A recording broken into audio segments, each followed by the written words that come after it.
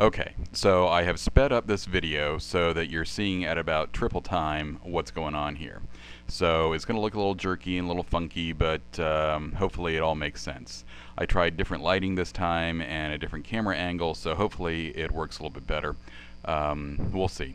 So we're going to start another foundation drawing, and what we need to do is figure out how big this thing is going to be on our sheet of paper. So what I'm doing right now is taking the same copy of the drawing that you were given, and I'm just figuring out what my overall dimensions are. Now, for the purpose of this drawing, I want to make sure that we do not use the fireplace. The fireplace can be just thrown out. I'm going to assume that it's 2 feet deep, and so my dimension is going to shrink. That overall dimension is going to shrink by 2 feet. So all I'm doing is laying out where the garage is, where the house is, and getting some overall dimensions.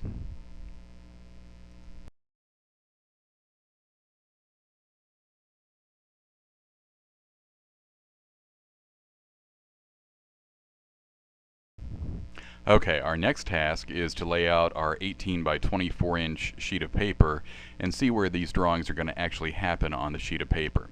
So the way I'm going to do it is I'm going to convert my 18 by 24 sheet of paper into a quarter scale landscape, so to speak. And so I've got this piece of property that is 18 by 24. I need to allow some room for my title block, and then I'm going to use that to tell me how much room I have on each side. So I've done my dimensions and I figured out how much room I need on each side, and so now I can locate this house properly on my sheet of paper.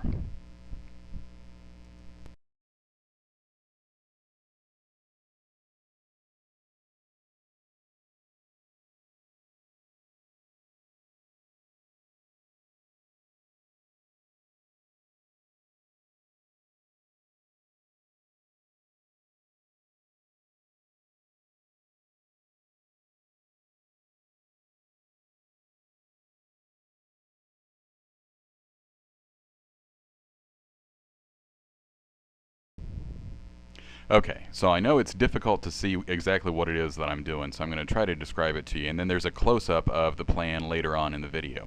And so what I'm doing is I'm using my overall dimensions to locate the house on the sheet of paper. And I've got my dimensions that I used on my 18 by 24 inch piece, and now I'm locating my house and I'm locating my garage and the 12-foot separation in between them. So I'm getting all of that laid out very, very lightly in pencil. And then I'm going to go back and I'm going to darken in those lines as I go along. Now I'm going to want to use a 10-inch foundation wall and an 8-inch foundation wall on the garage. So again, the house has a 10-inch foundation wall. The garage has an 8-inch foundation wall. Remember back to the first one that you drew, that's how thick that wall is. So you need to know those dimensions. I did not write those down for you. You gotta pay attention and get those off of this video. And then I'm going to put each one of those on a footing that is 4 inches wider in each direction. So in other words, I'm going to draw something that's 10 inches wide and then come out 4 inches and in 4 inches, and that's where my dashed line is going to be for my footing. I'm going to do that same thing on the garage, except on the garage it's only going to be 8 inches plus 4 inches to the inside and 4 inches to the outside. Very similar to what you did before. If you have questions about that one, go back and check what you did before, and this one should be very similar to that.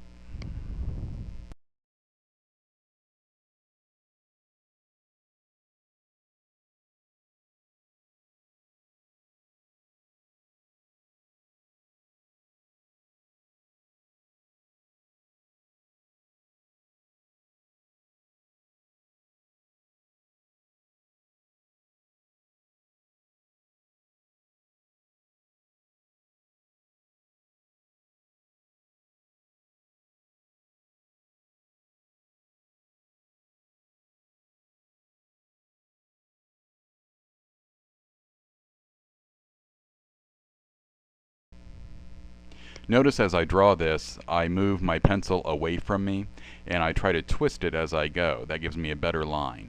So all of my layout is already done using very light lines, and now I'm just using the pencil to darken in those lines. The porch in the middle of this thing, I decided on some dimensions to allow for that. So that foundation wall just follows the porch to the inside of the house. You'll see that in a minute when I zoom in a little bit closer.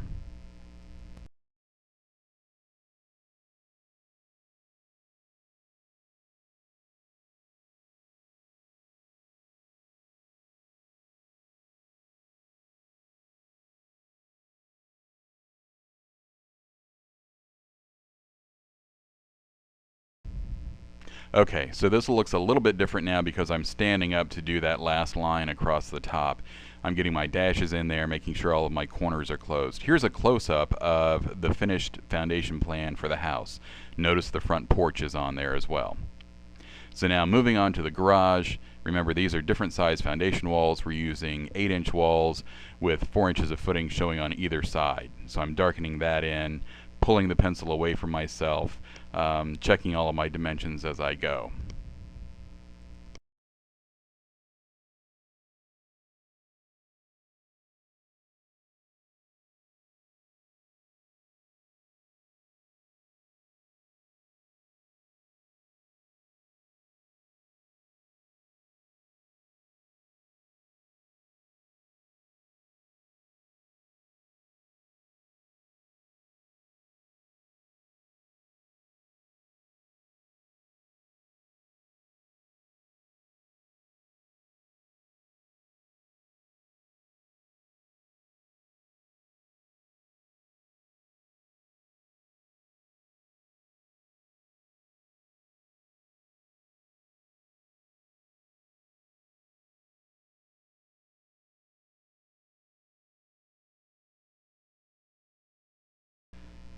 One of the things that's a little bit different about doing the garage foundation is I need what's called a pour through, and I need one of those where I have my overhead garage door and where I have my walk door.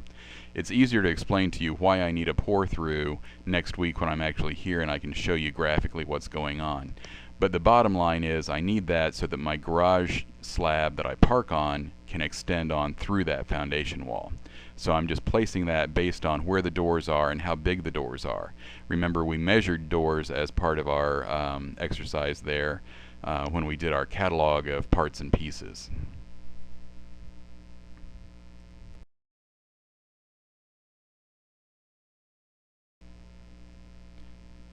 Now I'm starting to place my dimension lines. I'm picking out what is important, and think of yourself as having to build this thing.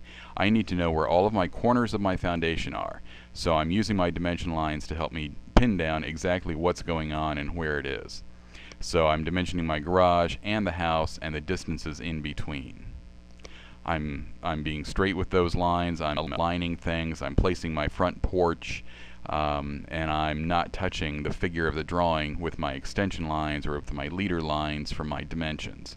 I want to make sure that I hold that back. I need overall dimensions as well as individual dimensions.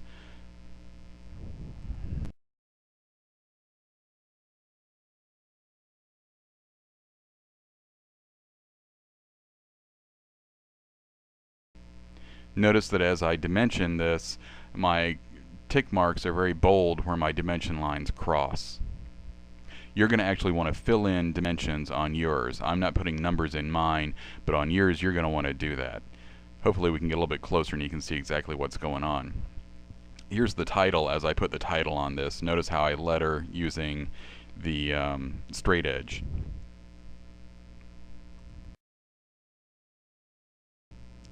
So there's the assignment. We're going to do a foundation plan for this new house. You'll want to get started on it right away. I want to see a rough draft of it when we get here next week. So first thing, we'll go to the copy room, make copies, and look at it individually. Thanks.